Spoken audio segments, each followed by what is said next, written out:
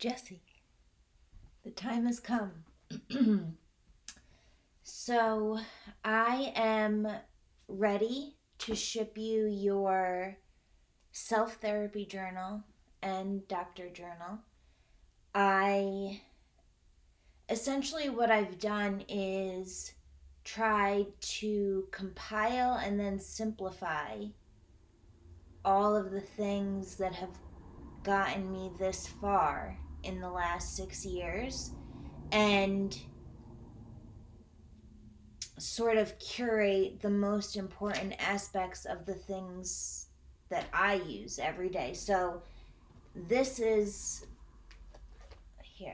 This is what I'm sending you, the doctor journal, which is in a binder form for its prototype, and the self therapy journal.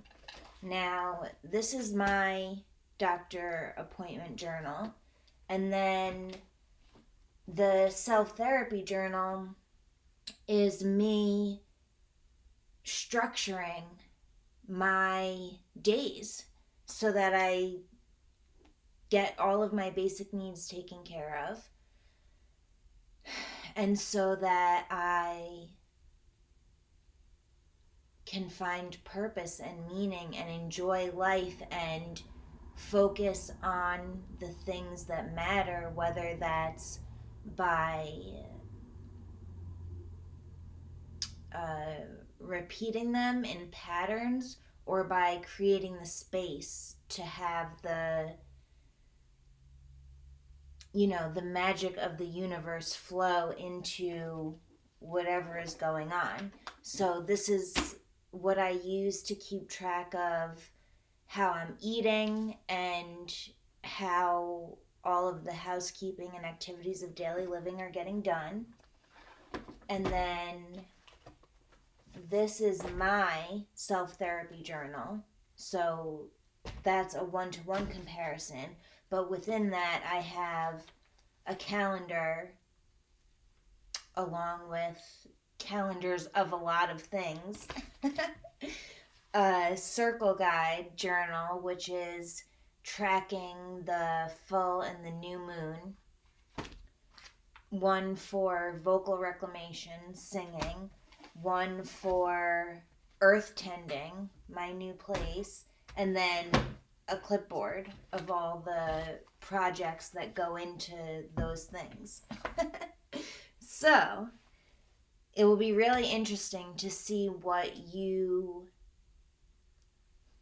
not so much what you think of it, but more how it's helping you, or how I can't articulate what I'm thinking right now. So I'm just going to go into a sort of overview of the way that I'm envisioning this journal to be used. So the basis of it is that you can do whatever you want with it. There's a lot of blank pages. It can just be used as a place to keep track of things, a place to get out your thoughts, whatever. Now, I don't call myself an anthroposophist, which is the religion stemming from Rudolf Steiner's beliefs. However, I do employ a lot of his methods, and I do think that, like with Christianity, Steiner would give these lectures, and he never wanted them to be recorded. He wanted them to be a living conversation between him and the people that he was with. Then they got recorded. Now they're being translated, and he was, through my mentors, I know people that know him, and so I know that he was a very humorous man, but none of that comes through in the direct translations of his lectures. So anyway, it's a roundabout way to say that I used his idea of the fact that we have a body, a spirit, and a soul, as opposed to thinking mind, body, spirit, right? Like your mind is a part of your body. It's a physical part of your body. And from there, I've translated that into actions. So when it is in regards to our body, I'm relating that to writing or thinking. For spirit, the actual word spirit, like tracking what's going on, taking control of the way that you feel. And then soul is about your will. And so those are the things that you do. Now, I don't know how I'll format this in the future. Again, that's one of the reasons I'm doing this, is to get feedback from you. But right now, you can sort of turn to any part of this and see what color it is, whether it's the green, the orange, or the blue. And that informs you of what type of activity it is. So is it a matter of keeping track of myself, whether that's where we are in the solar system by following the moon, or our own ovulatory cycles? Maybe it's tracking symptoms, maybe it's tracking a habit that you want to pick up. The writing are by and large journal prompts, so asking you questions and having an underlying goal of serving as a portal for embodiment and thinking about how quantum physics applies to our daily life and how that can be a portal for knowing higher powers or a higher power, however you want to say it. So at this point, I've scanned everything, and then I'll be working to type it up into a template so that it can be produced. I'll do a print run of maybe a few hundred to start. There's a bookmark in here. I like to keep more than one place at a time sometimes, so you can section it off into 3 pieces. But you can also take it apart. This business card that I was using for a while, one side says stop talking and one side says start talking. So maybe it's a matter of just putting that on a place that you can identify to be your personal altar, collecting little knickknacks of things that are meaningful to you, and then routinely rotating it and playing with that polarity of speaking up and using your voice versus going completely inside. A lot of the things that are printed here, like gene keys, for example, or your Vedic astrology chart, I am putting links. So this is a smorgasbord of resources compiled or curated into one place, and then from there, the idea is that you're using your own curiosity to follow the breadcrumbs and go to the sources and make your own personal cocktail of practices that will change your life. And I guess that's it for this part. There's a pen holder on it, and then this is a very rough prototype, but the idea is that it clicks on and off to a separate part. Right now it's with a binder clip. But within here is a folder where you're using different colored Post-its to keep track of the different things that can get away from all of us. For me, it's been a matter of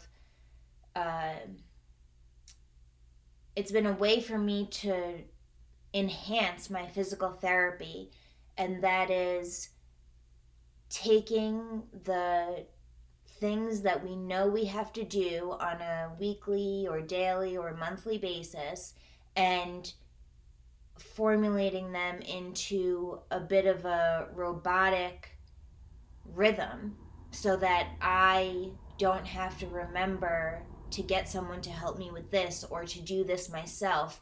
I have a natural flow throughout my day, depending on which day it is. And then that gives me so much more freedom to do this sort of stuff using my creativity. So the idea is you creating your own way to do that within your life. I put a couple of extra things. Oh, that was a bookmark. But I also included double for, um, oh my gosh. I don't want to say Trevor. That wonderful man that you live with in LA. um, so cards to burn on the full and new moon, and then some blank cards, to get out what you want to who you want. And then this is very rough, but just playing with this idea of like the autistic constellation where people are overstimulated and need ways to relax. So this was me playing around with tactile stimulation, a version of a fidget spinner, so to speak. Now, the doctor journal, again, I put some extra goodies in here, but there's a calendar to keep track, a thermometer for your ovulation cycle, and snacks. But beyond that, it's all of the templates that I'm using day to day. So one section is for new patient data, the first time that you're seeing a doctor, your medication, your symptoms, your timeline, appointment notes. I, for one, can never keep track, no matter how much I think about what I want to say to a doctor beforehand, just everything that goes into actually getting there in that seat. By the time I'm there, hell if I know what I'd like to say. So I keep a small sheet of just concise reminders. What do I have to check off before I let this man or woman out of my grasp? Because you do have to do that. You have to be forceful and not let them leave and rush you. Stuff for reference, whether it's research information that you're presenting to your doctor, which is a very tricky thing.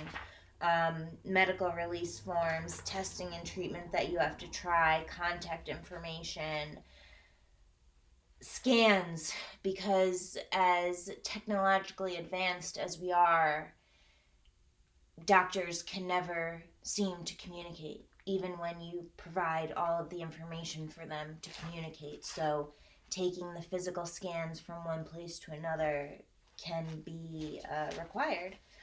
And then things to do while you're in the waiting room. Oh my gosh.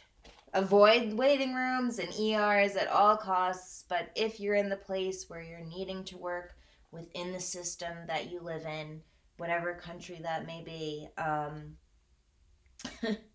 there are ways to keep that experience. I've waited 4 hours sometimes for a doctor's appointment, so there's ways to keep that experience as its own ritual, so to speak, so that by the time you get there, you're still just as prepared as you were when you first walked in.